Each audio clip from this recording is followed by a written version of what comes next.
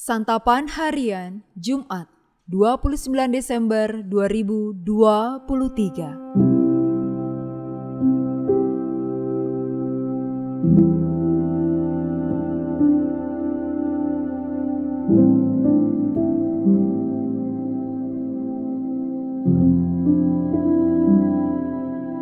Inilah program Santapan Harian, sebuah program yang mengajak Anda menelusuri isi Alkitab, agar Anda menemukan makna firman Tuhan sesuai dengan konteksnya. Santapan Harian tertuju bagi Anda yang ingin memiliki kehidupan rohani yang segar, kuat, dan sigap.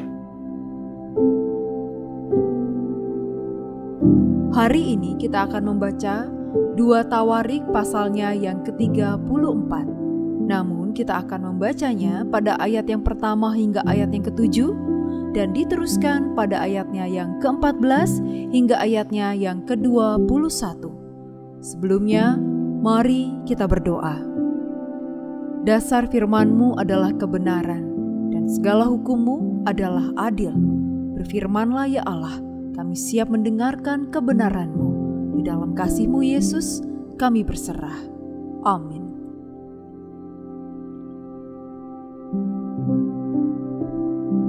Dua Tawarik 34 ayat 1-7 dan ayat 14-21. Yosia berumur 8 tahun pada waktu ia menjadi raja dan 31 tahun lamanya ia memerintah di Yerusalem. Ia melakukan apa yang benar di mata Tuhan dan hidup seperti Daud bapa leluhurnya dan tidak menyimpang ke kanan atau ke kiri. Pada tahun ke-8 dari pemerintahannya ketika ia masih muda belia, ia mulai mencari Allah Daud bapa leluhurnya. Dan pada tahun ke-12 ia mulai mentahirkan Yehuda dan Yerusalem daripada bukit-bukit pengorbanan, tiang-tiang berhala, patung-patung pahatan dan patung-patung tuangan. Mesbah-mesbah para Baal dirobohkan di hadapannya. Ia menghancurkan pedupaan-pedupaan yang ada di atasnya.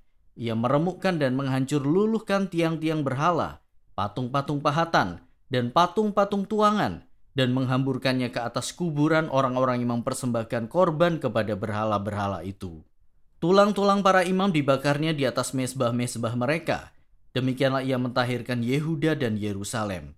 Juga di kota-kota Manasye, Efraim dan Simeon sampai di kota-kota Naftali, yang di mana-mana telah menjadi reruntuhan.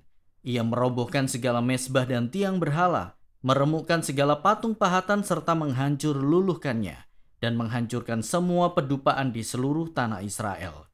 Sesudah itu ia kembali ke Yerusalem. Ketika mereka mengeluarkan uang yang telah dibawa ke rumah Tuhan, Imam Hilkia menemukan kitab Taurat Tuhan yang diberikan dengan perantaraan Musa. Maka berkatalah Hilkia kepada Safan panitera negara itu, "Aku telah menemukan kitab Taurat di rumah Tuhan." Lalu Hilkia memberikan kitab itu kepada Safan, dan Safan membawa kitab itu kepada raja. Ia juga menyampaikan kabar kepada raja, "Segala sesuatu yang ditugaskan kepada hamba-hambamu telah mereka laksanakan." Mereka telah mengambil seluruh uang yang terdapat di rumah Tuhan dan memberikannya ke tangan para pengawas dan para pekerja. Safan panitera negara itu memberitahukan juga kepada raja, "Imam Hilkia telah memberikan kitab kepadaku." Lalu Safan membacakan sebagian di depan raja. Segera sesudah raja mendengar perkataan Taurat itu, dikoyakkannyalah pakaiannya. Kemudian raja memberi perintah kepada Hilkia, kepada Ahikam bin Safan, kepada Abdon bin Mika, kepada Safan panitera negara itu, dan kepada Asaya hamba raja. Katanya, "Pergilah, mintalah petunjuk Tuhan bagiku, bagi yang masih tinggal di Israel dan di Yehuda tentang perkataan kitab yang ditemukan ini. Sebab hebat kehangatan murka Tuhan yang dicurahkan kepada kita, oleh karena nenek moyang kita tidak memelihara firman Tuhan dengan berbuat tepat seperti yang tertulis dalam kitab ini."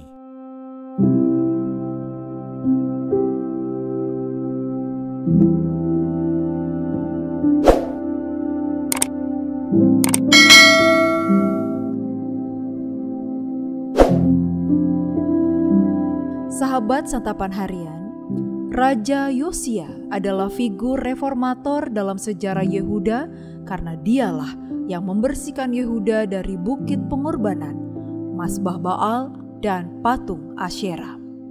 Sedikit berbeda dari kitab 2 Raja-Raja yang hanya mencatat bahwa Raja Yosia melakukan reformasi karena menemukan Taurat di Bait Allah, penulis Tawarik menunjukkan bahwa Yosia setia mengikut Tuhan sejak muda dan dengan kesetiaannya itu akhirnya menemukan Taurat di Bait Allah. Dari sini kita mendapat salah satu pesan dari Tawarik. Setialah mencari dan menyembah Tuhan, maka kita akan bertemu dengan Tuhan lewat firman-Nya. Mengejar kehadiran Allah dalam hidup ini tidaklah mudah. Setelah menemukan Taurat, Yosia mengoyakkan pakaiannya. Tanda penyesalan yang mengungkapkan betapa besarnya perbedaan antara kehidupan bangsanya dan apa yang seharusnya dilakukan menurut Taurat. Yosia kemudian meminta nasihat Nabiah Hulda yang mengonfirmasi hukuman Tuhan yang akan datang akibat ketidaktaatan Yehuda. Setelah mengetahui hal itu, Yosia bertindak dengan mengumpulkan seluruh umat dan membagikan apa yang ia temukan, agar umat dapat kembali kepada Tuhan sebagai Allah mereka yang satu-satunya dan Taurat sebagai pedoman hidup yang tertinggi. Kisah Raja Yosia yang menetapkan hati dan memimpin rakyatnya untuk setia kepada Allah dibacakan bagi Israel pasca pembuangan. Penulis Tawarik menggambarkan kesungguhan dan kesetiaan Yosia yang dapat ditiru oleh bangsa Israel yang kembali dari pembuangan Babel. Kehidupan pasca pandemi juga tidak terlepas dari berbagai kesulitan. Dalam membangun dan menata kembali kehidupan, kita bisa terbentur pada banyak halangan. Namun, justru di tengah situasi seperti itulah kita dapat memfokuskan dan memantapkan kesetiaan kita kepada Tuhan.